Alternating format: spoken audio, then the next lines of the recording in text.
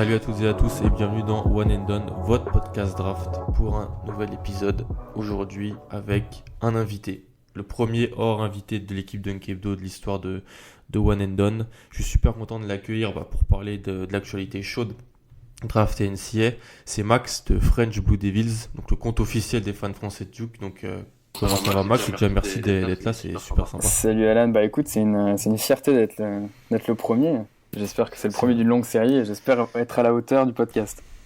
Pas de problème, je me fais pas de soucis. Allez suivre Max sur Twitter, donc @French Blue Devils si vous voulez avoir du contenu sur ce qui se passe du côté de Duke cette année. C'est extrêmement intéressant pour la draft. Si votre équipe est pas très forte en NBA, il y a des chances peut-être que vous vous retrouviez avec un des top prospects qui joue à Duke. Puis si vous voulez suivre la saison NCA avec un fan qui est là au jour le jour, c'est extrêmement intéressant. Donc on va d'abord, avant quand même de parler draft, on va un peu s'intéresser à toi Max et à ton compte.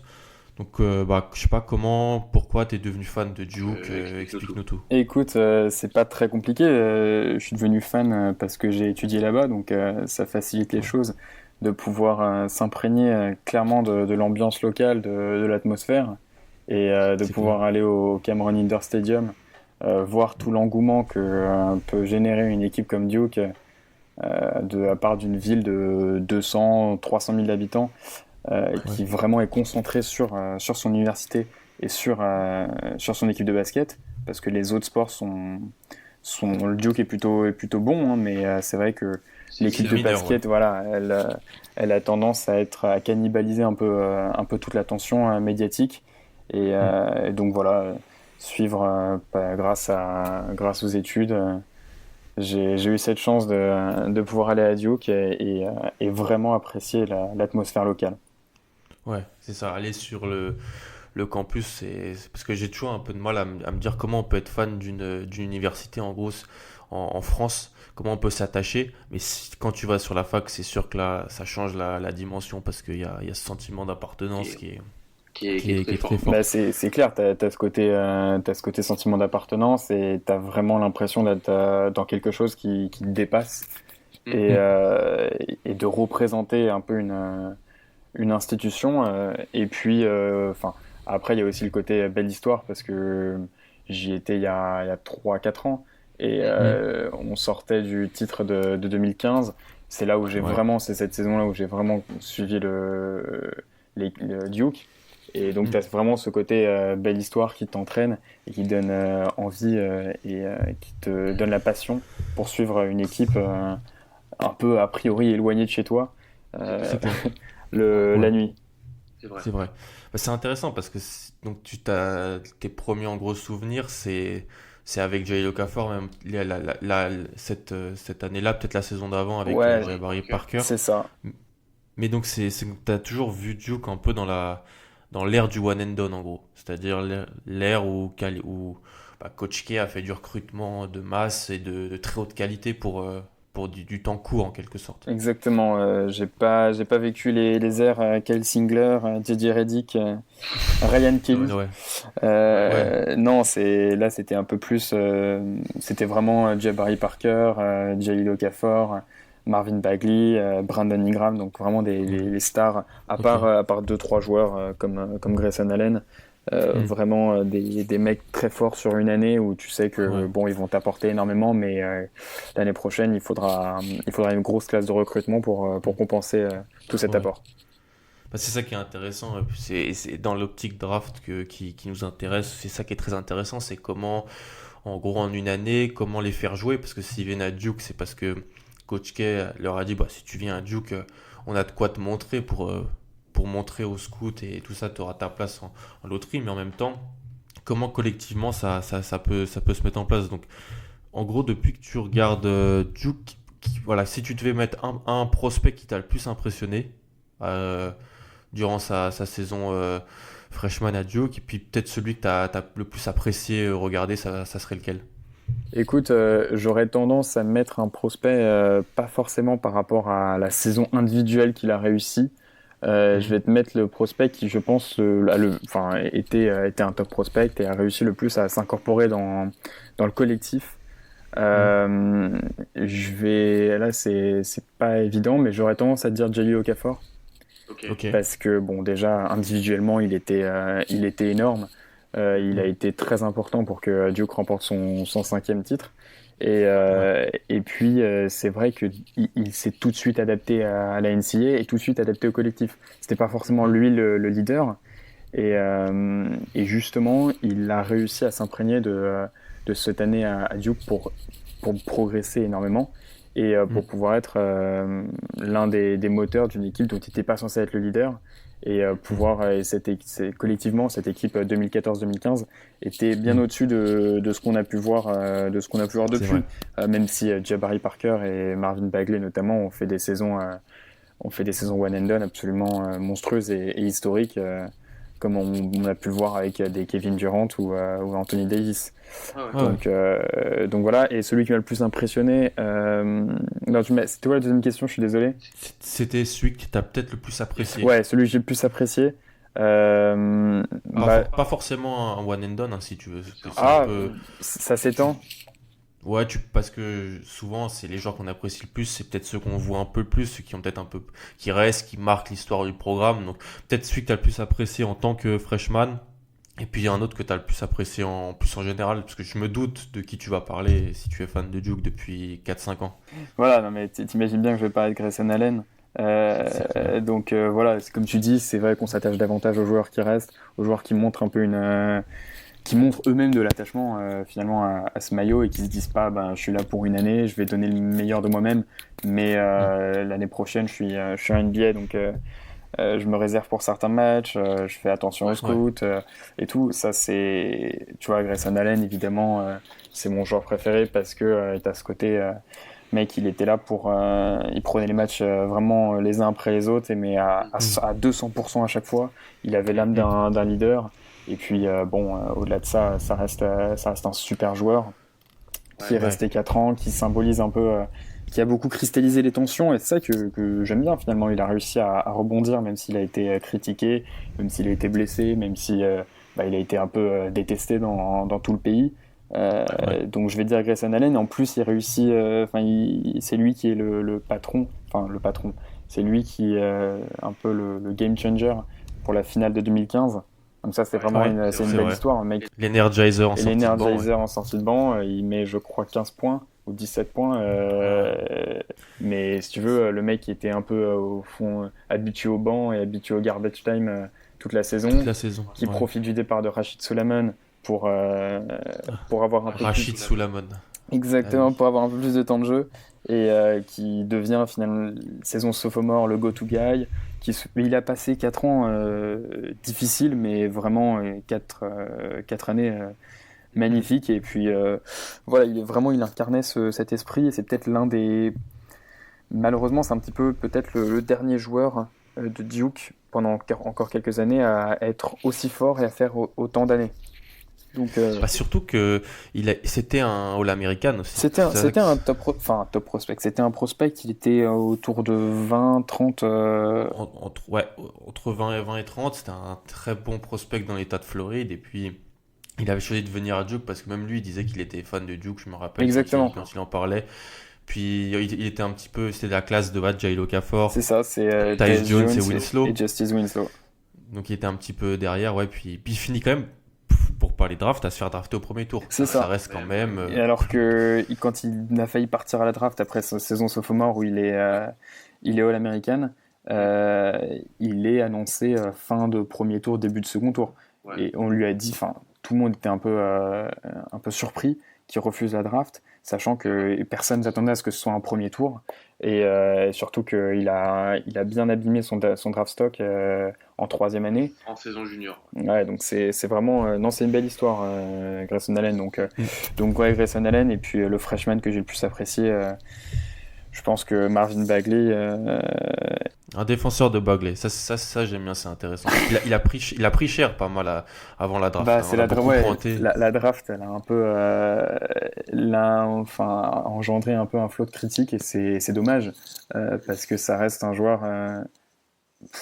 Franchement, il est tellement. J'ai rarement vu un mec aussi dominant dans un laps de temps aussi important.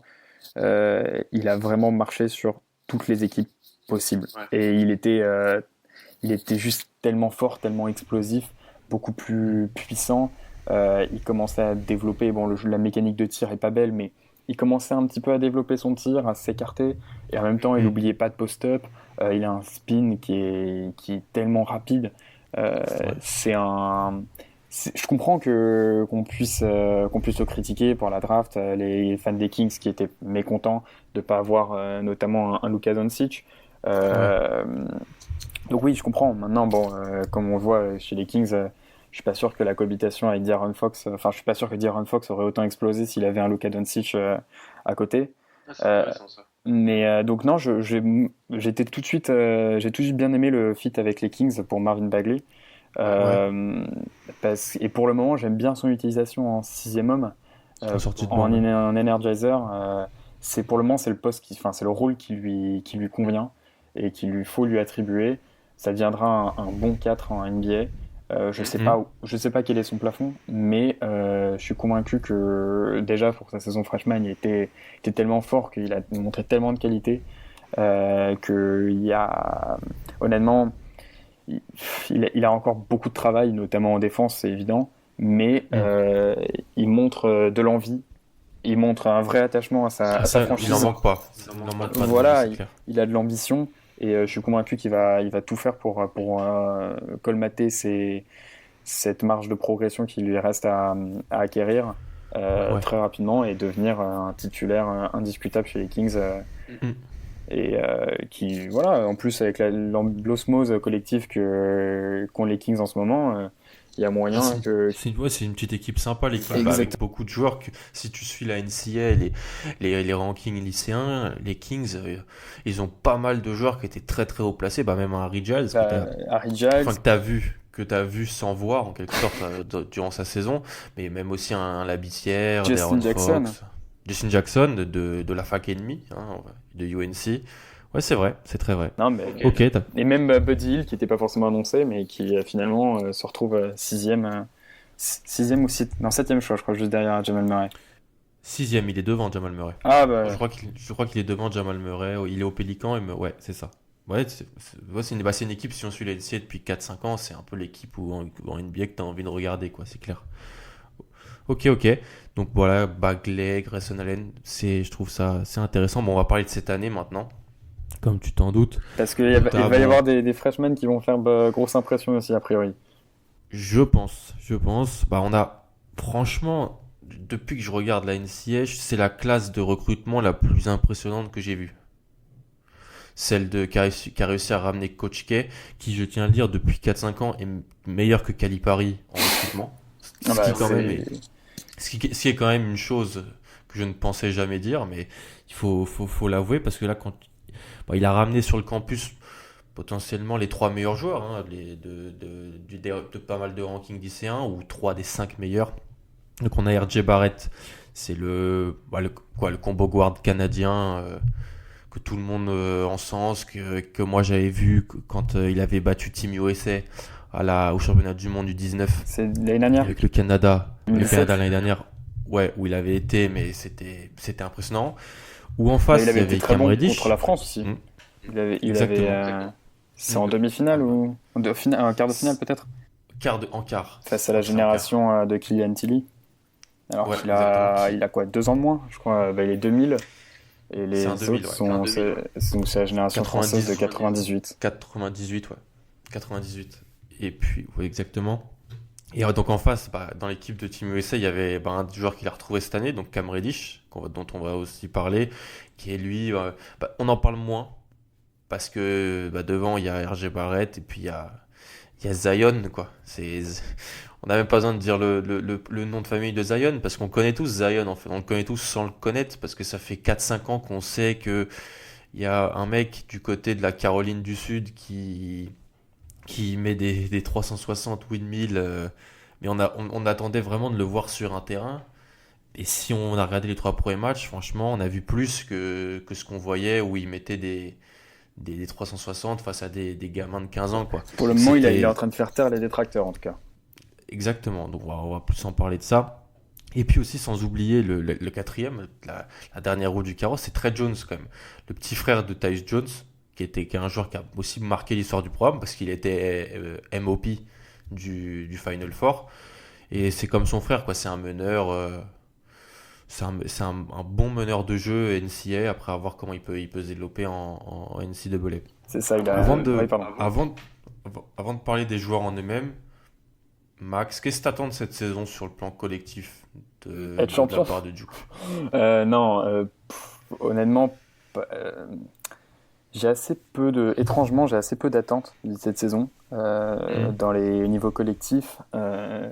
Parce que, encore une fois, c'est une équipe un peu lunaire, un truc qu'on n'a jamais vu. Pour être tout à fait honnête, on n'a jamais vu une équipe comme ça où tu as des returning players, donc tu as des upperclassmen, juniors, c'est junior senior qui ont finalement qui sont un peu les laissés de côté. T'as des Les lieutenants. qui sont pires que les lieutenants, c'est des mecs qui n'ont pas marqué plus de 4 points sur une Hmm. saison en NCAA. Donc Alors que c'est des recrues aussi. Ça a été alors que c'est des pour top certains, recrues, ça a été des bonnes recrues. Marquis Bolden, même Ouais. Javin Delorière était un joueur qui était autour de 40-50. Recrue qui était Alex O'Connell, pareil, un joueur quatrième étoile. Mais donc c'est un peu les joueurs de banc, même les sixième, septième roues du carrosse si tu veux. Donc c'est un Hmm. peu, pour le moment c'est un peu compliqué. Je ne m'attendais pas à grand chose parce que pour le moment t'as pas, enfin l'ère du one and done, Hmm. elle n'a pas donné de résultats très concluants, hormis cette saison 2015 Ouais. où justement tu avais quand même un mec comme Quinn Cook qui était le patron, Hmm. qui était lui véritablement, qui avait vraiment les clés de l'équipe. Donc tu avais un senior pour encadrer, avec déjà beaucoup d'expérience, pour encadrer la jeune garde. C'est Euh, vrai. tu avais aussi un Will Jefferson qui était dans sa saison junior. Junior. Hmm. Et là, là, tu te retrouves avec un truc un peu sorti de nulle part où Hmm. collectivement, tu sais pas ce que tu sais pas ce à quoi tu peux t'attendre. Le patron, tu sais pas si ça va être RJ Barrett, Zion, tu sais pas si Trey Jones aura beaucoup de responsabilités. Cam Reddish, est-ce que il va pouvoir planter ses trois parce que il va jouer beaucoup off the ball? Hmm. Est-ce que Marquis Bolden ou Javin Delorière vont faire le taf à l'intérieur? En fait, c'est une question, c'est une saison qui pose tellement de questions et qui est tellement hors du temps et hors du commun que Hmm. finalement, je m'attends pas à grand chose. Je serais qu'agréablement surpris. Hmm. Je ne vois pas être champion. Euh, Pas, en tout cas pas a priori. On verra comment évolue la saison, hein. Mais Hmm. je vois plutôt effectivement Kansas, Gonzaga, Villanova. Même si Villanova a pris une danse par Michigan, ils seront Hmm. là en fin de saison. Ils vont être Euh, belles. ouais, c'était impressionnant. Enfin, même, je vais même te dire, a priori, je vois plus Kentucky au Final Four que nous. Ah ouais. Bon, alors après ce qui s'est passé il y a 10 Ouais, jours, mais il faut quand même le dire, mais non, mais j'entends ce que tu dis. C'est toujours la question, et on en a parlé en off un peu tous les deux. Est-ce que pour aller au Final Four et gagner un tournoi, vaut mieux avoir une équipe de mecs qui savent, quoi, qui connaissent le terrain, qui ont de l'expérience en NCAA? On l'a vu avec Villanova l'année dernière, par exemple, ou NC il y a 2 ans, ou est-ce que tu peux avoir ta jeune garde? Ça marche parfois. Je me rappelle d'une équipe de Kentucky où il y avait les frères Harrison, c'est la James saison Young et de Julius. 2012. Ouais, Julius, ou 2013, je sais plus, avec Julius Randle Ah, 2013. et, 2012, et compagnie. c'est Anthony Davis. C'est- Voilà, celle qui va en finale. Alors que toute la saison, ça jouait mal. Il y avait 5 freshmen. C'était Willie Cauley-Stein qui était un peu le meneur d'hommes et l'ancien un petit peu de la troupe. Donc ouais, c'est sûr. Mais ce qui est sûr, c'est que Barrett, Zion et Reddish, même si ça gagne pas, tu te lèves pour voir ça la nuit, quoi. C'est ça, en fait, ouais, effectivement, c'est pour ça que c'est une saison qui est intrigante et enfin, l'ère du one and done, c'est difficile de cracher dessus. Quand tu vois des mecs, des prospects comme ça, et que tu as la chance de pouvoir aligner sur un terrain des mecs aussi talentueux et aussi forts que ces trois-là, évidemment Hmm. que tu craches pas dessus et c'est génial pour la NCAA de voir ce Duke-là, pour Ah, c'est l'exposition une... médiatique. ah oui, c'est une très belle vitrine, ouais. Et c'est une vitrine magnifique. Maintenant, Hmm. je suis pas sûr et ce serait très dommage, mais je suis pas sûr que tu puisses arriver en un an à leur faire acquérir suffisamment d'expérience pour être réguliers sur un tournoi de 7 rencontres. Il faut gagner 7 matchs consécutifs. Face à des équipes, t'affrontes pas des Army et des Eastern Michigan tous les 3 jours. Non, mais t'as raison. Tu l'affrontes le premier jour, quoi. Voilà, exactement, le premier week-end. Donc, t'as tes 2 premiers tours. L'année dernière, on fait finalement une belle March Madness, mais tu tombes contre plus fort que toi avec Kansas. Kansas, c'était quand même une sacrée équipe. Devonte Graham, Malik Newman, Zvi qui fait bien aux Lakers. Donc tu vois, c'est quand même plus compliqué pour réussir sur la durée avec une équipe comme ça de freshmen. S'ils ont un jour sans, en fait, ma vraie question, c'est que s'ils ont un jour sans, je vois pas qui peut prendre le relais. Si Cam n'y est pas à 3 points, si RJ Barrett est un peu paraît bien tenu défensivement et que Zion Williamson est dans un match-up sur lequel il n'est pas ultra dominant. Alors je te coupe, j'attends de voir. Parce que qu'on me mette quelqu'un dans ce championnat qui peut poser des problèmes physiquement à Zion. Tu trouves que tu as quelqu'un là en tête qui peut poser des problèmes physiques? Le frère Lawson, peut-être, de Kansas. Ouais, c'est vrai. Qui est Dedrick, je crois que c'est Dedrick. Ou KJ. KJ, ouais. KJ, le transfuge de Memphis, lui, bon, il peut poser des problèmes. Et j'aimerais bien qu'il se joue, parce que ça permettrait de voir Zion face à ce qui pourrait affronter peut-être en NBA. En fait, moi, c'est surtout pour ça que je regarde la NCAA pour l'instant, parce que j'ai pas de fac d'attache. Je regarde les top prospects dès qu'ils ont un peu de compétition, en fait. L'année dernière, quand j'ai évalué Trae Young, que j'ai un joueur que j'aimais beaucoup, je l'ai regardé face à Colin Sexton. Il y a eu un match entre les deux, c'est ça que tu regardes. Tu essaies de regarder l'opposition.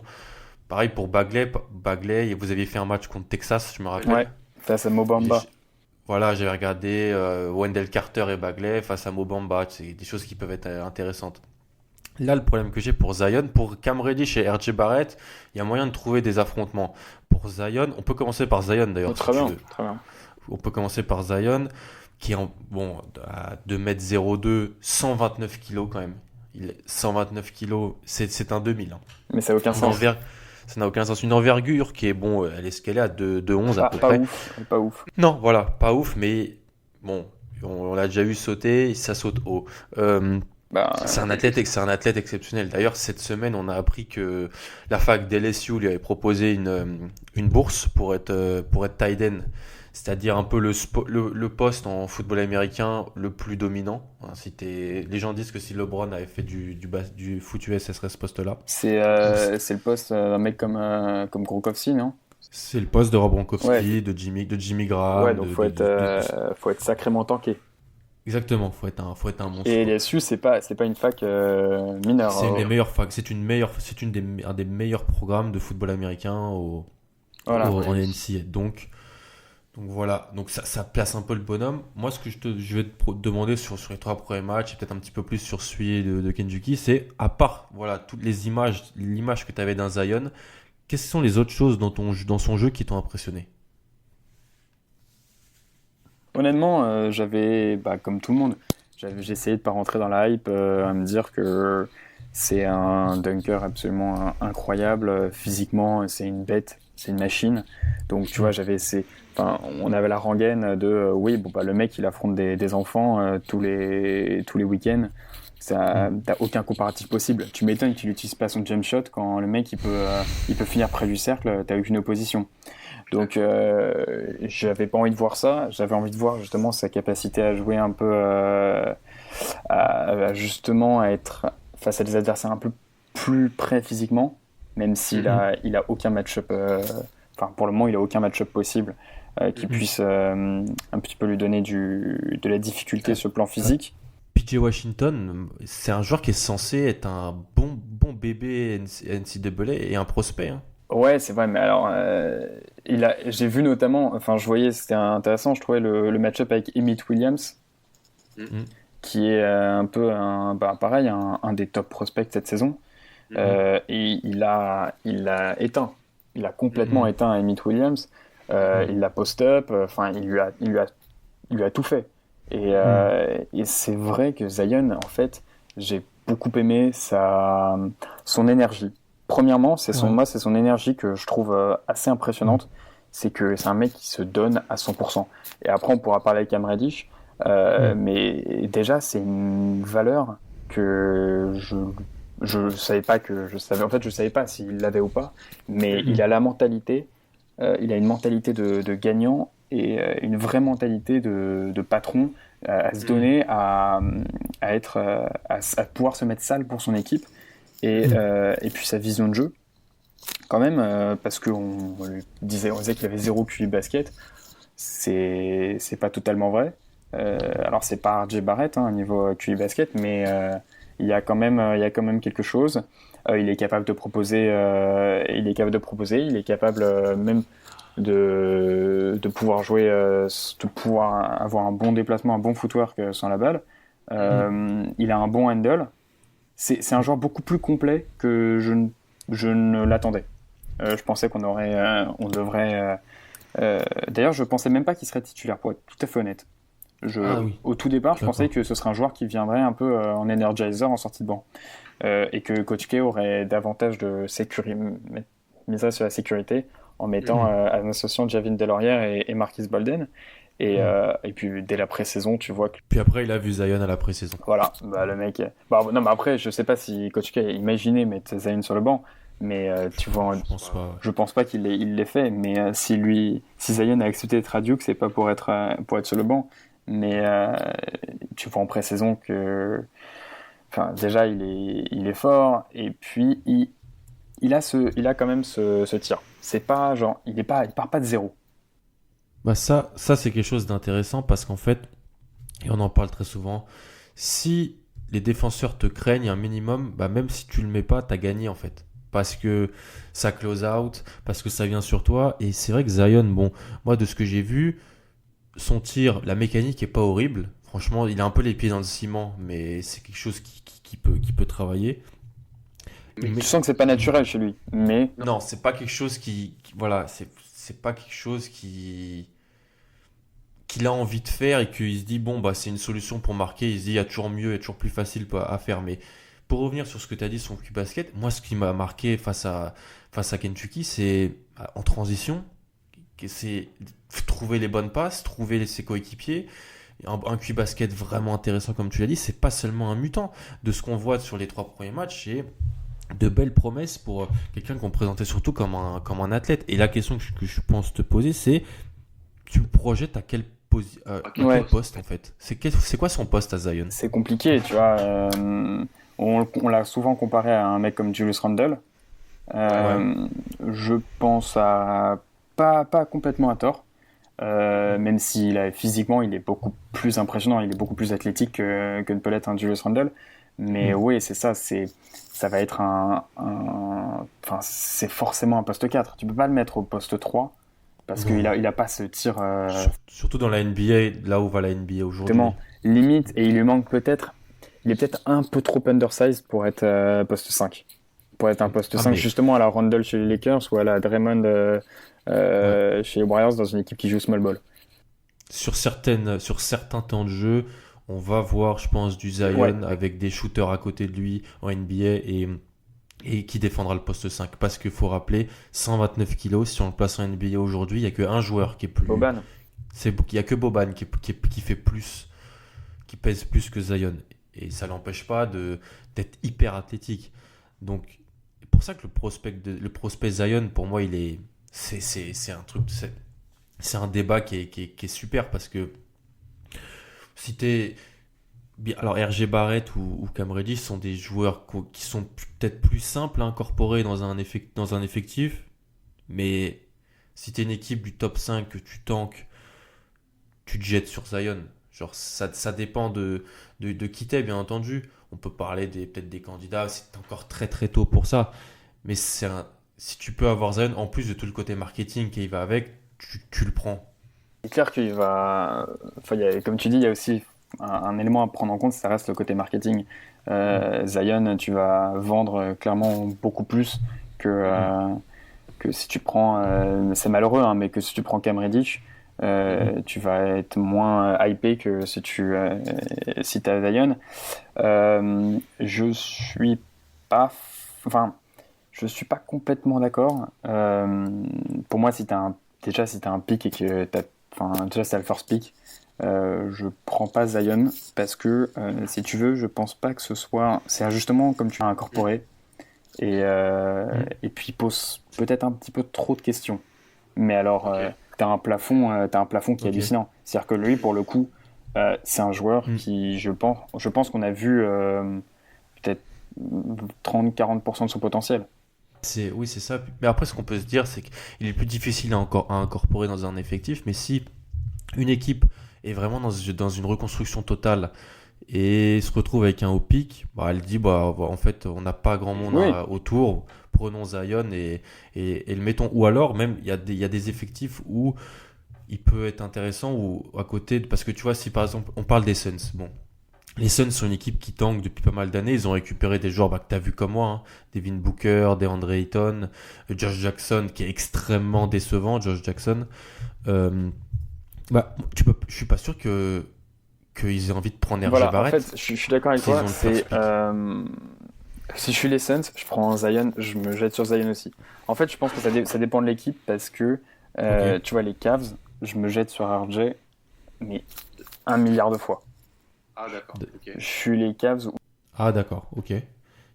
T'associes Barrett avec Sexton. Après, moi, je suis pas un c'est un grand peu fan de quelque Connie chose qui te- Sexton, donc je pense pas que ce soit un. On est Bah voilà, je pense pas que ce soit un mec sur lequel tu puisses compter à long terme comme étant ton, deux meneur titulaire. déjà comme ton meneur titulaire et puis comme ton patron. C'est-à-dire qu'à un moment, chez les Cavs, tu vois, même Kevin Love, je pense pas que ce soit un joueur sur lequel tu puisses compter sur le futur. Et donc, tu as besoin Je suis d'accord. direct d'un franchise player, en fait. Et RJ Barrett peut être un franchise player dès sa première année en NBA. Moi, je le trouve absolument monstrueux. Parlons de lui. Si tu veux, on peut parler d'RJ Barrett.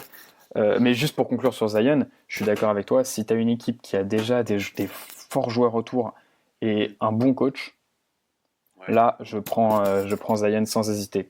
Si je suis les Suns, je prends Zion, mais plutôt que peut-être que RJ Barrett ou Cam Reddish.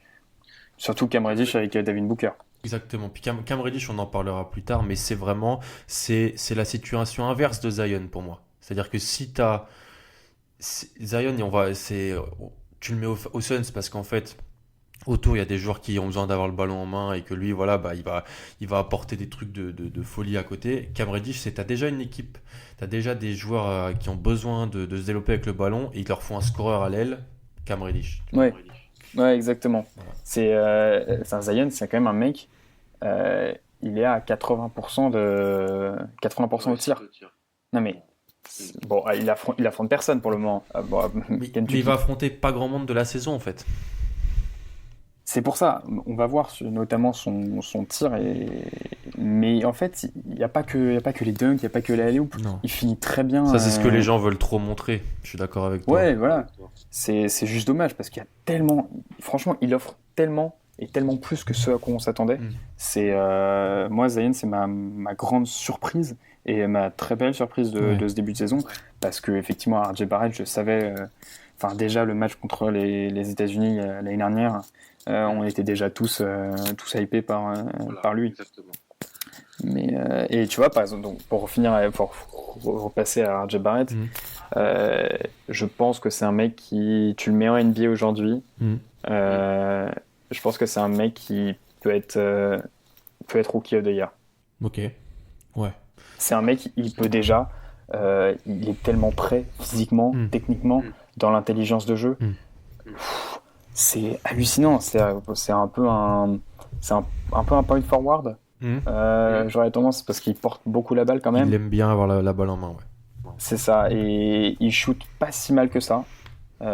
C'est pas pareil un peu comme Zion, c'est pas une mécanique fluide, mais c'est pas affreux non plus. Tu vois, il a une belle, il a un bon, il peut être plutôt fiable avec du travail.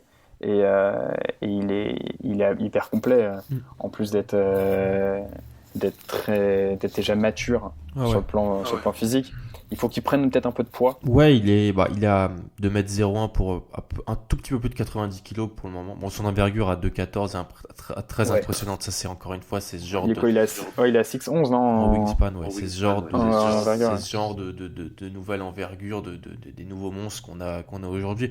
Franchement, moi, de ce que j'ai vu, ce que je lis, ce que j'écoute, c'est un des prospects les plus impressionnants que j'ai connu depuis que je suis la draft. Ça avait commencé avec Team USA, comme tu l'avais dit. Selon pas mal de spécialistes de très bons sites, c'est ce qu'on appelle un can't miss prospect en fait. Ça va pas ne pas marcher. C'est un joueur que moi j'ai trouvé plutôt agile, qui base pas mal son jeu sur le drive. Et en fait, il arrive à aller au panier avec tellement de facilité. Voilà. Il a un pas il est tellement explosif. Il a un premier pas, c'est. Wow, tu le laisses partir, tu le vois plus. Enfin, c'est terminé. Puis il a de très bons moves pour finir. Franchement, il est classe, il est fluide. Quand il contre Kentucky, il a fait 2-3 finitions au cercle qui m'ont impressionné. Il faut qu'il fasse gaffe juste à pas trop utiliser sa main gauche. J'allais t'en parler. Pour moi, il a pas de main droite en fait.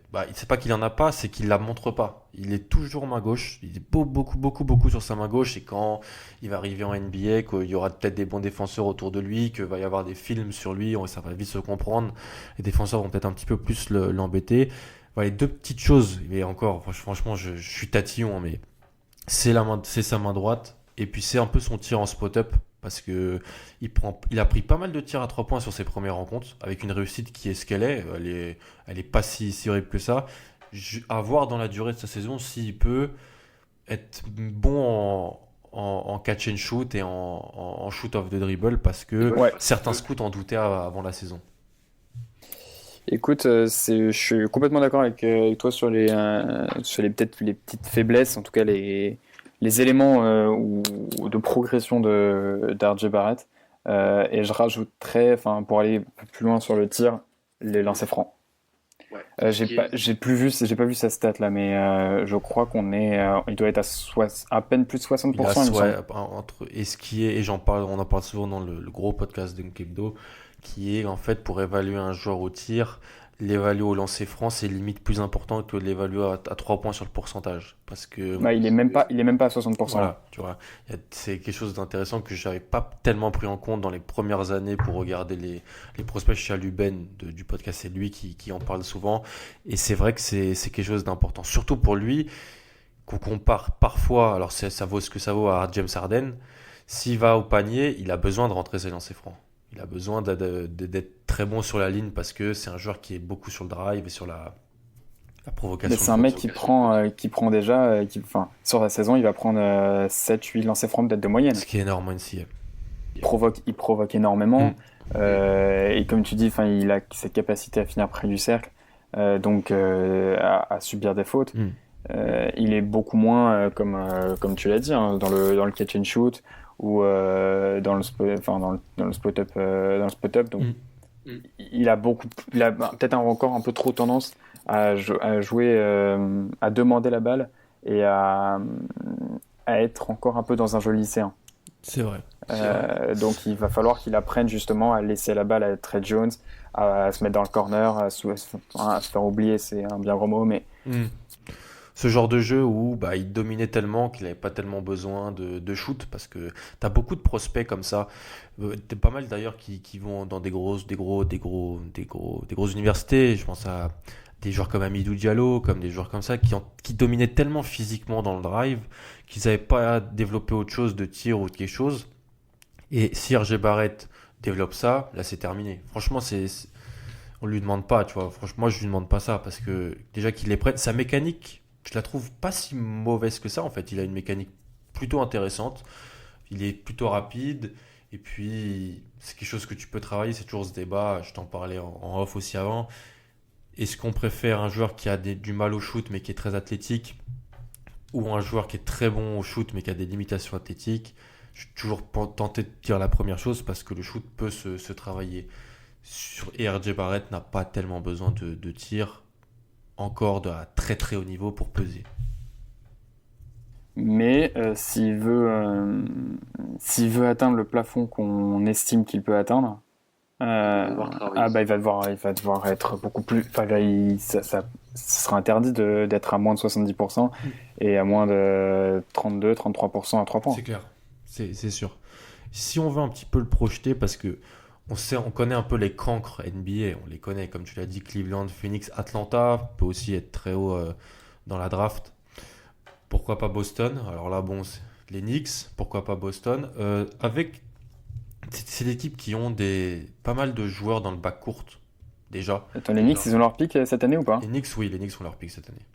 C'est les Kings qui n'ont pas leur pick, qui va aller Bah, soit à ouais, qui va à Philadelphie, Boston. soit à Philadelphie si c'est le numéro 1, soit à Boston si c'est de 1 à 30.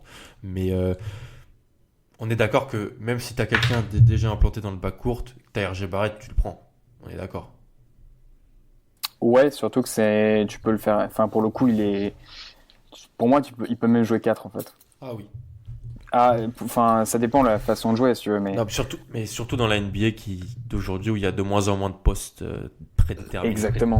C'est un mec qui peut être 2, 3, 4. Enfin, pour le coup, RJ Barrett, tu le prends pas pour un poste, tu le prends parce que c'est RJ Barrett et parce qu'il peut t'apporter tellement de la fluidité dans le jeu, de la circulation de balles, du drive, du scoring. Euh, il hésite pas à aller au rebond, euh, même s'il est peut-être un peu petit pour être 4, ça reste tout à fait respectable. Et si t'as enfin, pour le coup, quel que soit le joueur que t'as à son poste, justement parce qu'il a pas de poste, tu le prends. Tu le prends parce que c'est le meilleur joueur dispo. Exactement. Enfin, c'est pour le coup, faut que tu fonctionnes en best player Je available. suis d'accord. Donc si t'es les Knicks ou les Bulls ou les Hawks ou même évidemment les Cavs, faut que tu prennes direct RJ Barrett Ouais, parce que c'est un mec il peut te changer ta franchise. Mm. Tu peux le blinder pour 10 ans Mm. et là 8 ans minimum déjà, et puis ensuite tu vois. oui C'est clair. Ouais. Ah bah non, mais franchement, je suis très impressionné par le peu que j'ai vu face à Faut pas oublier, les gens se disent, bon, Kentucky, ils ont ramené du monde cette année. Franchement, ils avaient de l'opposition à donner à Duke. RJ Barrett, on lui a mis des défenseurs, des joueurs qui étaient des stars au lycée. Emmanuel Quickley, Ashton Hagans, des joueurs qui peuvent se retrouver au premier tour de la draft. Hein. Des joueurs qui peuvent être sur... Et il s'est amusé. Il s'est amusé. il était tellement facile. C'était extrêmement, extrêmement impressionnant. Donc. Mais il met 33 points. Je sais pas si t'as l'impression qu'il met 33 points en fait. Il joue avec une. Et en même temps, il y a un point qu'on n'a pas forcément développé. Vas-y, ouais. Enfin, même deux. C'est qu'il, lui, pour le coup, je parlais de la mentalité de Zion, qui est un mec, un mort de faim. RJ Barrett, je suis pas sûr que c'est mort de faim, mais alors c'est un tueur. Tu sens que c'est un mec qui peut rentrer dans la tête de son adversaire, et ça c'est aussi parce qu'il a des grosses capacités défensives. Et ça on n'en parle pas suffisamment. On peut parler un peu de sa défense si tu veux. Tu vois possiblement défendre sur plusieurs positions, embêter que ce soit meneur et guard adverse. Je pense qu'il peut exactement, il peut même jouer défendre sur poste 1. Il a une envergure qui est très belle, mais c'est pas, tu vois, on parlait off de Nassir Little, on va même parler de Cameron Reddish. C'est pas bol. Non, c'est clair. Mais pour des joueurs qui ont un peu la taille de RJ Barrett, parce que c'est une draft d'ailier.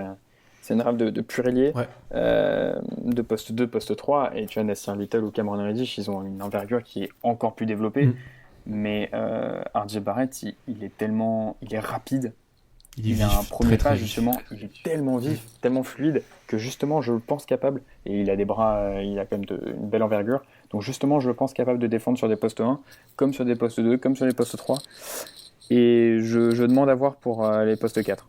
Ah ouais, non mais il peut switch, mais d'une facilité, c'est un bonheur d'avoir RJ Barrett. Surtout comme tu viens d'employer ce mot qui est quand même extrêmement important dans la défense moderne, le switch. Et avec les mutants qui arrivent aujourd'hui, ça devient de plus en plus facile, en quelque sorte, de pouvoir switcher. RJ Barrett t'offre cela, et puis avec tout le bagage offensif dont on a parlé. Franchement, non, mais sans en faire trop, franchement, c'est un joueur qui a le potentiel d'être magnifique, quoi. Franchement, ça peut être très, très, très fort. Le dernier, en quelque sorte, larron, c'est Cam Reddish, que j'ai présenté un peu dans le dernier épisode, parce que je voulais pas parler de Barrett et Zion, je voulais plus en parler avec toi. Donc, j'ai fait une petite présentation de Cam Reddish. Tu me dis ce que t'en penses. Pour moi, on en parle moins parce que, comme je l'ai dit, il est avec les deux monstres, mais que s'il était sur un autre campus, ça serait la Big Man on Campus. Il aurait beaucoup plus de buzz, et il en a déjà du buzz. C'est un poste 3 que je trouve complet, longiligne, qui utilise surtout son tir pour scorer. Ça, je pense que c'est quelque chose qu'on peut parler. La mécanique est propre, même s'il est un peu tassé sur ses jambes, je trouve. Ça part un peu de bas, mais franchement, ça reste très très propre.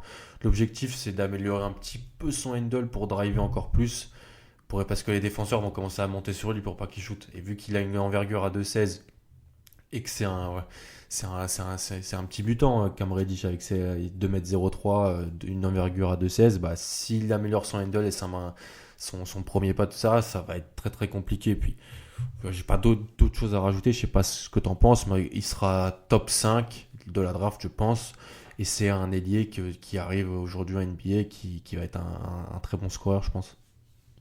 Ouais, c'est ça. Bah, j'ai pas grand chose à ajouter, hein. Je sais, toi tu le vois poste 3, parce que moi j'aurais tendance justement à le voir plutôt poste 2. Bah, franchement, il est grand quand même, hein. Après, c'est pas. Oui, mais T'as pu voir Brandon Ingram, tu vois.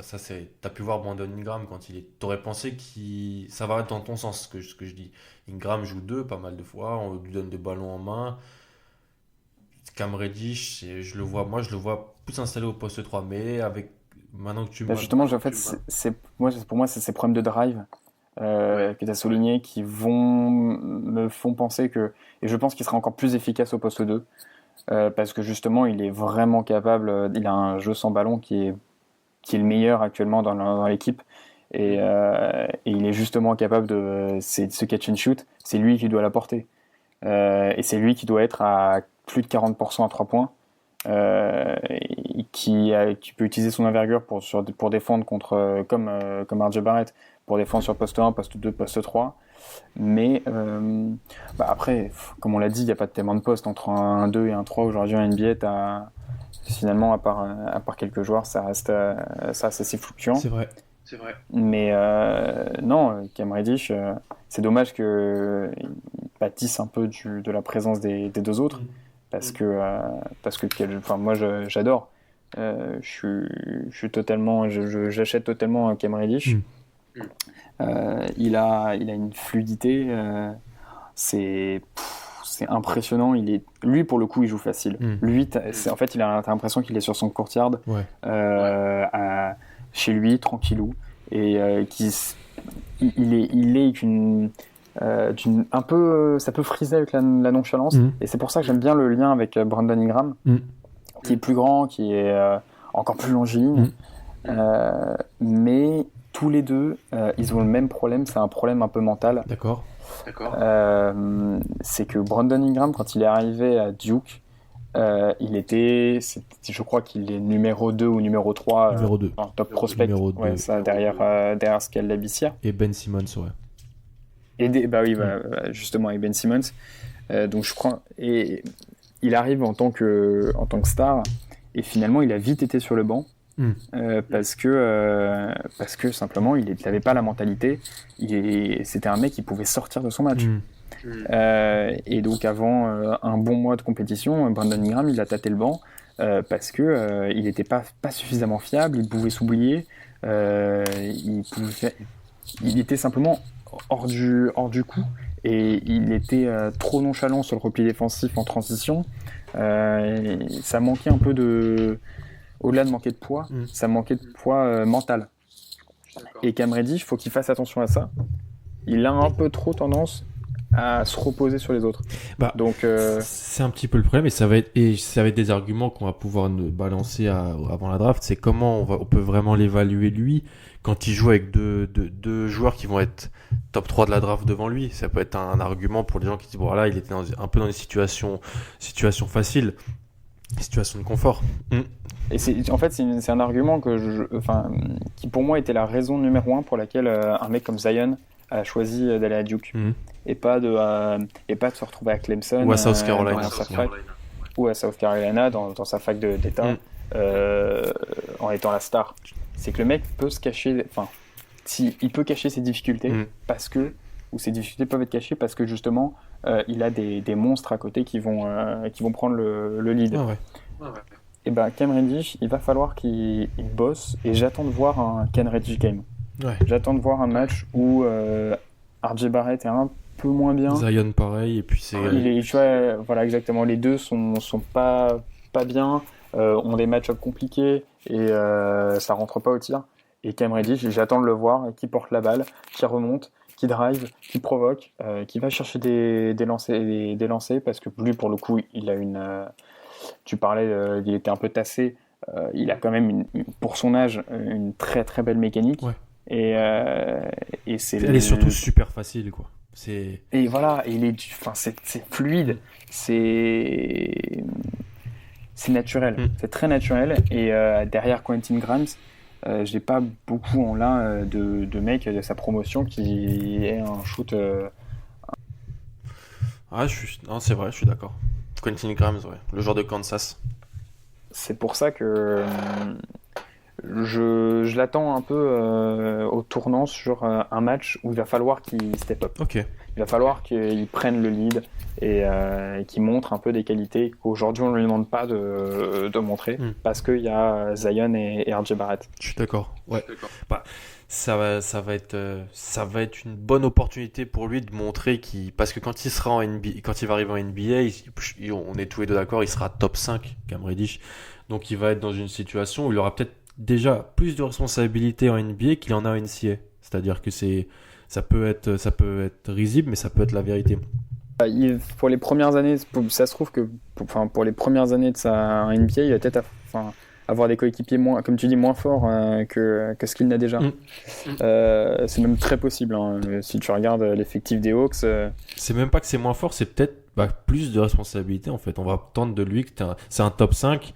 Si tu le mets aux Hawks aujourd'hui, à part Trae Young et peut-être un Taurean Prince et Jason Collins, l'ancien de Wake Forest, Cam Reddish il va arriver là avec son statut de top 5 et il va déjà devoir avoir une belle influence dans le jeu. Je suis d'accord avec ça. Et donc c'est pour ça que le voir dans un match où je souhaite zéro blessure, mais je préfère un match où RJ Barrett ou Zion ne sont pas dedans, sont malades ou sont bien défendus, ou se tapent un peu dans le mur.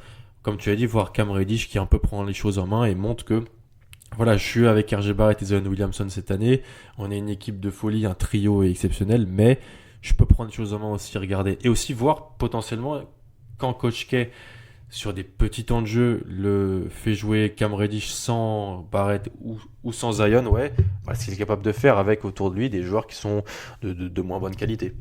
Il faut que ce soit lui le patron et il faut que ce soit lui faut que les systèmes, c'est lui qui soit l'initiative à la manœuvre et peut-être à la conclusion. Donc ça c'est clair qu'il va falloir que justement, c'est pour ça que je parlais de l'aspect mental, justement il ait cette capacité et ce changement de mentalité pour pouvoir se dire par moment, par séquence, c'est moi le leader, c'est moi le patron sur le parquet, donc on attend de moi que j'apporte vraiment le scoring et pas que je me repose sur les qualités de distribution et créativité de Trey Jones pour qu'ils me mettent dans le corner ou que je prenne la balle en catch and shoot.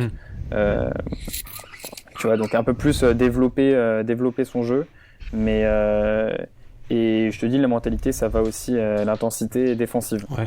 Il a un potentiel défensif qui est énorme avec l'envergure, c'est délirant. Mais il va falloir un peu plus muscler ça mentalement. D'accord. Qu'il soit plus focus qu'il soit un peu plus concentré là-dessus. Sur la défense. Donc je suis d'accord. Qui montre un petit peu plus d'intelligence de jeu, de placement. Je l'ai vu deux, trois fois, il s'est fait piéger dans le match face à Kentucky. C'est des erreurs bêtes, mais bon, en NBA, tu peux pas, c'est pas possible de faire ce genre de choses. Mais après, l'équipe était à plus 30. je peux accepter. Ça reste un premier match. Exactement. Donc, les repères collectifs n'étaient pas encore là, mais autant, je suis d'accord autant on s'enflamme, on peut s'enflammer. Les gens nous disent, voilà, on parle que de jeunes. Autant les erreurs qu'on pointe, c'est des erreurs qui sont minimes parce qu'on parle de 3 des 5 meilleurs joueurs de la draft. Et c'est surtout, on les a vus que sur des matchs où ils n'ont eu aucune difficulté. Donc les erreurs défensives et compagnie, il faut commencer à les nuancer aussi parce qu'on les a pas vus dans une optique où ils devaient stopper leurs adversaires sur des possessions dans un gros match extérieur. On les a pas vus jouer encore un gros match à l'extérieur. Ça arrive plus tard. Ça arrive dans les matchs de conférence. Mais déjà rien que lundi, enfin à partir de lundi, il y a le tournoi, le Maui Invitational. Ouais. Et rien que là, déjà, j'attends de voir si on peut avoir la même démonstration que face à Kentucky. Ok. Parce que là, ça va être. Donc, on commence par San Diego State. Oui, où il y a un joueur qui est à suivre pour la draft, c'est Jalen McDaniels, qui est un joueur intéressant.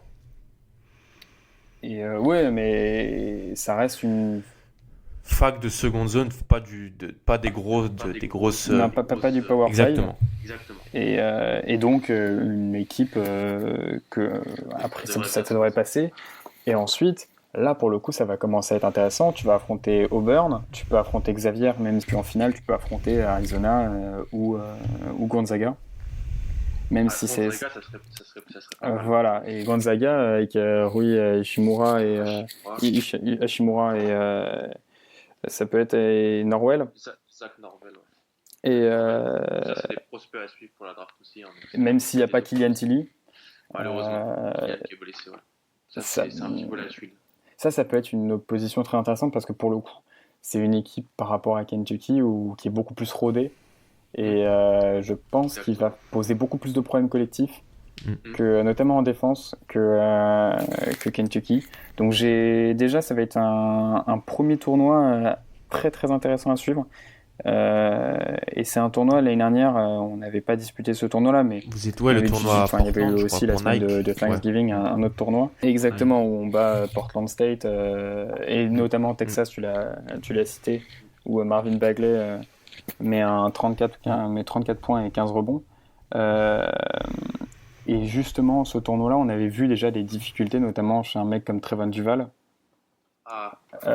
qu'il n'avait pas réussi à tenir. Parce que s'il y a une stat intéressante, c'est que Trevon Duval fait plus de passes, c'est sûr. A fait 30 passes décisives et je crois qu'il a fait que 4 turnovers sur ses 3 premiers matchs.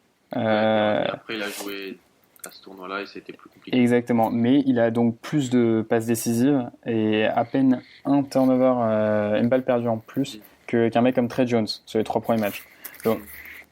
Donc oui, j'avais vu cette stat-là. Voilà, donc c'est pour te dire que quand tu as de l'opposition, quand tu as des vrais, enfin c'est pas des vrais matchs extérieurs, mais déjà quand tu as des matchs extérieurs, là on va vraiment pouvoir évaluer certains prospects et leur capacité à répondre dans l'adversité, au-delà de la capacité collective à gagner tel match. Donc c'est pour ça que Cam Reddish, j'attends beaucoup de lui parce que je pense qu'il a un gros potentiel, mais il va falloir qu'il change peut-être un petit peu de mindset. Larron qui sorte, mais on lui demande pas celui qui ne doit pas changer de mindset et qui pour le moment remplit parfaitement son rôle, c'est celui dont je viens de parler. À l'heure d'aujourd'hui, s'il décide de retourner en NCAA et que l'année prochaine ou dans 2 ans il y a peut-être un petit peu moins de talent, on va pas l'espérer, mais on peut se dire que Coach K va pas ramener des Barrett ou Zion Reddish chaque année. Là, Trey Jones aura peut-être plus de responsabilités.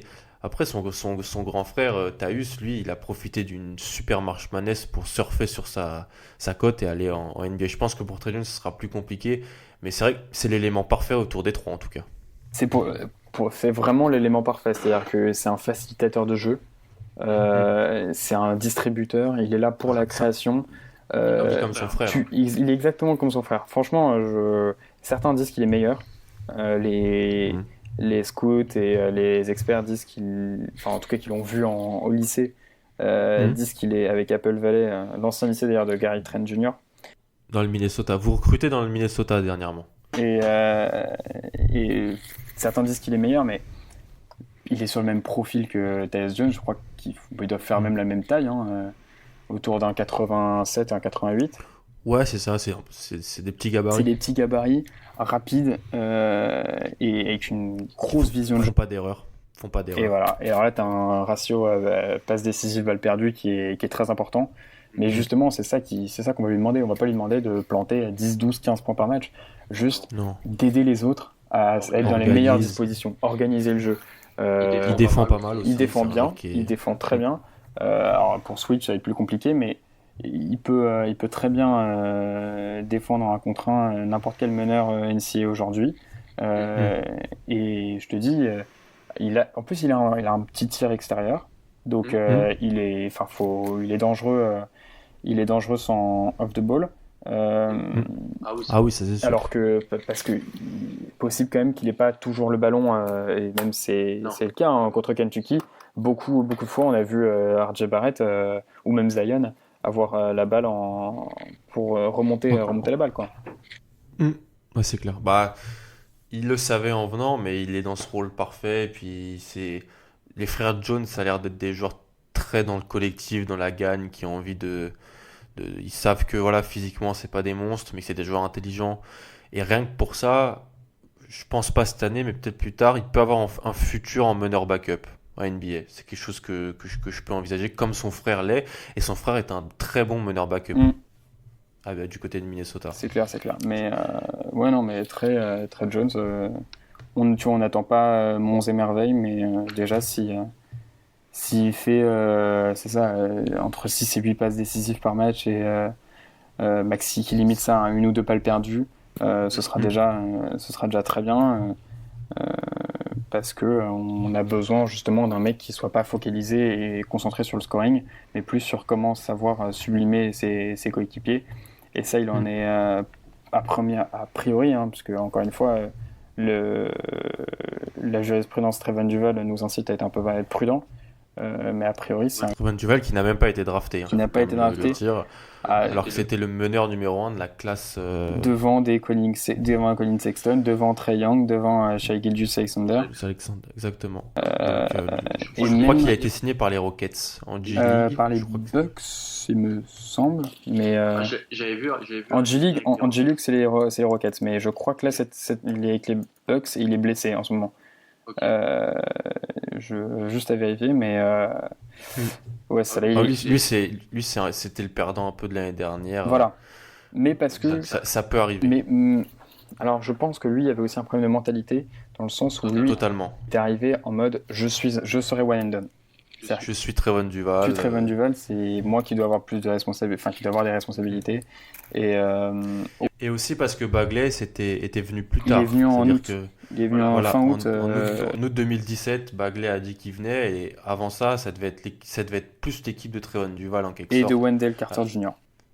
Et de Wendell Carter Jr. et même d'un Gary Trent, parce que tous les ans ça arrive. Et puis, mais tu vois là où un Wendell Carter Jr. il avait réussi justement, il avait dit sa mère Kylia, qui est un peu pour les footballeurs un peu la Véronique Rabiot du college basketball. C'est très bonne comparaison. Voilà, elle s'implique beaucoup, et elle avait justement évoqué un peu la surprise et même sa colère quand Marvin Bagley est arrivé à Duke. Mais lui, Wendell Carter, il avait justement l'intelligence pour pouvoir se dire il en a fait sa force. Je vais en faire une force. Exactement. Ouais. Et on va pouvoir faire une raquette ultra dominante en NCAA. Trevon Duval, je sais pas s'il a jamais vraiment accepté, mais il s'est jamais mis dans l'idée qu'il serait pas le patron de cette équipe. Ouais. Et c'est vrai qu'en plus, il a eu trop de défaillances. Dans son jeu. C'est totalement le genre de joueur qui a ultra dominé au lycée dans un état pas hyper. Je crois que c'est l'état du Maryland. Delaware, encore plus. Donc c'est vraiment. Il n'y a pas trop de compétition. Et puis il est arrivé, il n'avait pas trop de choses dans son jeu à part le drive. Et puis ça a été compliqué là où, comme tu l'as très bien dit pour Wendell Carter, qu'est-ce qu'on a dit sur Wendell Carter durant son processus draft? C'est joueur intelligent qui sait un peu se mettre en retrait, rôle un peu à la Horford. C'est ça, pour moi c'est le à la Horford. Voilà, tu vois, c'est chose qu'il a su faire en jouant à côté de Marvin Bagley. Donc c'est aussi ça, regarder la NCAA, regarder les prospects, c'est vraiment essayer de comprendre dans quel rôle ils sont et Est-ce que c'est un rôle qui va changer en NBA? Donc là, ça peut être un peu quelque chose de pas bien. Ou est-ce que c'est un rôle, bah, on voit ce joueur qui peut faire la même chose en NBA en quelque sorte. Là, ça peut devenir une force pour Wendell Carter notamment. Clairement. Là, parce qu'il a des mecs comme Chris Dunn, Zach Levine, Lauri Markkanen. A priori, c'est pas lui la star. Et c'est pas ce qu'on va lui demander. Et donc, pour le moment, il est titulaire. Il doit être à 12-13 points par match. Et, il fait vraiment ce qu'il a à faire. Et c'est un joueur très intelligent. Exactement. Là où, bon, après, justement, peut-être que les trois gros, justement, ils vont savoir en faire une force, d'être ensemble et de se dire, bon, ben, je suis pas, tu vois, Cameron Reddish ou Zion Williamson va se dire, je suis pas le go-to guy, et je le serai peut-être pas en arrivant en NBA. Donc, à moi aussi, donc c'est un rôle qui peut me convenir de transition entre Duke et la NBA. Je sais pas si tu as quelque chose à rajouter, ça fait pas mal de temps qu'on Écoute, parle. pas a priori pour ceux qui ne connaissent pas Duke, venez suivre, ça va être très sympa. Il n'y a pas que les dunks de Zion Williamson ou les drives de R.J. Barrett. C'est vrai. On a aussi d'autres joueurs. Peu vont être draftés parmi les autres. Mais je crois tu vois, par exemple, un Jack White, je m'attendais pas du tout à ce qu'il réalise. Jack White.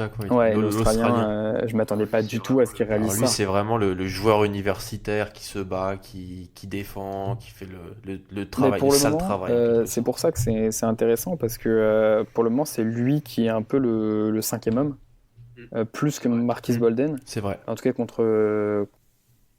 Lui, sa cote a chuté. Tu sais que c'était le mec. Il est All-American, il est McDonald's, donc il va au McDonald's All-American, et tu sais que c'est je dirais son concurrent au lycée, c'est un mec comme Jarrett Allen. Du côté de l'État de Texas. Il vient du Texas. Ouais, Jarrett Allen aussi vient du Texas, il me semble. D'ailleurs, Mark.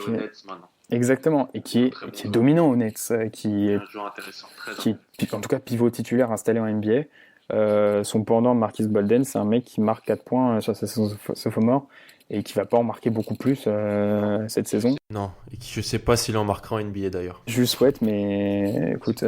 Le scouting, ça, t'as de choses, t'as toujours des ratés, t'as des belles surprises.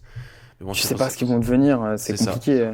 Ça dépend de leur choix de fac et tout. Ça dépend de tellement de choses, de leur transition en termes de corps, en termes d'intelligence. C'est pour ça que c'est intéressant de suivre la draft, parce que tu peux avoir des super belles surprises, tu peux des fois te remettre en cause parce que tu dis ça j'ai raté, ça j'ai pas vu, ça j'ai pas donné assez d'importance, et après ça te fait pourquoi pas progresser sur les drafts suivantes. En tout cas, franchement, c'était un plaisir de t'avoir. On a fait c'était un plaisir d'être là, merci beaucoup. De rien, c'était vraiment, vraiment super. Dites-nous si vous voulez encore retrouver Max dans l'année. J'espère qu'on me retrouvera en début avril pour fêter au moins un titre. Un titre, et puis voilà, pourquoi pas dans les semaines qui précéderont la draft, quand on aura encore beaucoup plus vu et qu'on saura qui va à quel choix, peut-être faire un petit peu plus des projections qui peuvent être intéressantes. Max, franchement, je te remercie, c'était super cool. Et puis n'hésitez pas à partager, à aller suivre Max sur Twitter @FrenchBlueDevils, à toujours écouter One and Done, écouter le podcast Dunk Hebdo. Et puis sinon, nous, on se retrouve très très vite. Salut. Ciao.